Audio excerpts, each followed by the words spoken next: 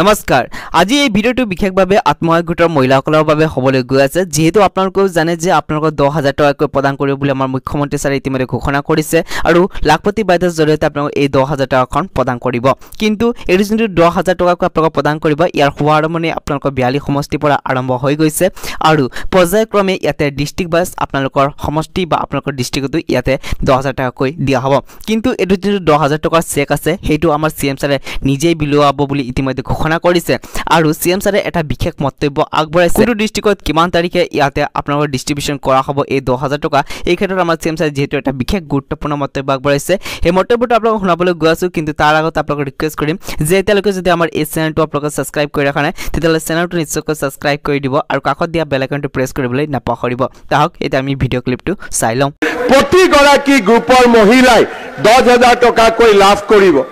এতিয়া আপোনালোকে ক'ব মই সহায়ক গোটৰ সদস্যসকলক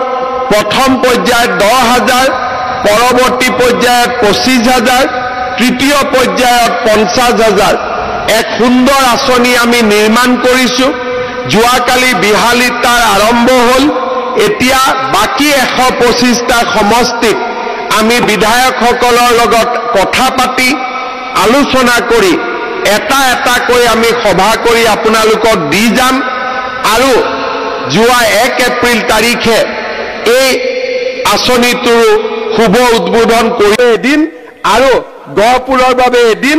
আপোনালোকক আহি মই চেক দি থৈ যাম আপোনালোকে চেক লৈ ল'ব কোনো অসুবিধা নাই কিন্তু এইটোৱে শেষ নহয় যেতিয়া 10000 দিম বুলি কৈছিল বহুতে বিশ্বাস কৰা নাছিল পুৱা দিনাখনটো বিশ্বাস কৰিবই লাগিব কাৰেণ্টত শৰ্ট লাগিলেতো মানুহে গমেই পাব কাৰেণ্ট আছে বুলি হয় নে নহয় গতিকে এতিয়া মই নেক্সট কথাটো কম 10000 টকাতে মই শেষ কৰিব খোজা নাই হ'ব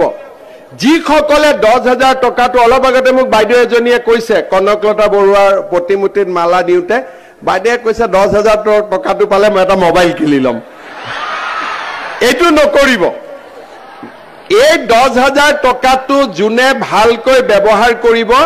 তেওঁলোকক 1 বছৰৰ ভিতৰত আমি আৰু 25000 টকা দিম আৰু যোনে 25000 টকাটো ভালকৈ খৰচ কৰিব তেওঁলোকক মই 50000 টকা দিম মুঠতে লাখপতি বনাইহে এৰিম আৰু সেই কাৰণে এই 10000 টকাটো পোৱাৰ সময়ত আপোনালোকক 3 দিনৰ এটা গাঁৱতে ট্ৰেনিং দিব যে কেনেকৈ আমি টকাটো খৰচ কৰিব লাগে কোনো কথা নাই যদি মোৰ স্বামীৰ ব্যৱসায় আছে তাতো খৰচ কৰক নহলে নিজৰ ঘৰতে খাল আছে তাতে খৰচ কৰক ভাল কামত খৰচ কৰিলে আপোনালোকে দ্বিতীয়বাৰ তৃতীয়বাৰো চৰকাৰৰ পৰা সহায় পাই থাকিব অৰ্থাৎ প্ৰতিটো পদতে প্ৰতিটো খোজতে চৰকাৰ আপোনালোকৰ লগত আছে